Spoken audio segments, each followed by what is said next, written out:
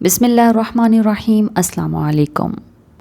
حضرت ابو ہریرہ رضی اللہ تعالیٰ عنہ سے روایت ہے کہ رسول اللہ صلی اللہ علیہ وآلہ وسلم نے ارشاد فرمایا کہ رمضان شریف کے متعلق میری امت کو خاص طور پر 5 چیزیں دی گئی ہیں جو پہلی امتوں کو نہیں ملی۔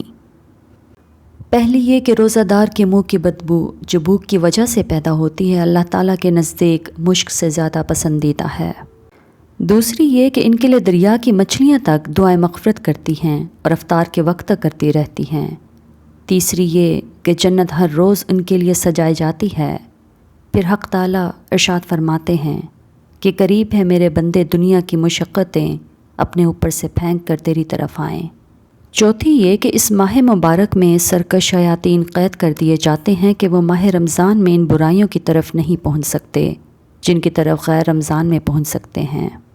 یعنی رمضان میں شیاطین قید ہونے کی بنا پر روزہ داروں کو گناہوں پر نہیں ابھار سکتے، لیکن انسان کا نفس گناہ کرانے میں شیاطین سے کم نہیں ہے اور گناہوں کا چسکا بھی گناہوں کی پٹری پر چلاتا رہتا ہے۔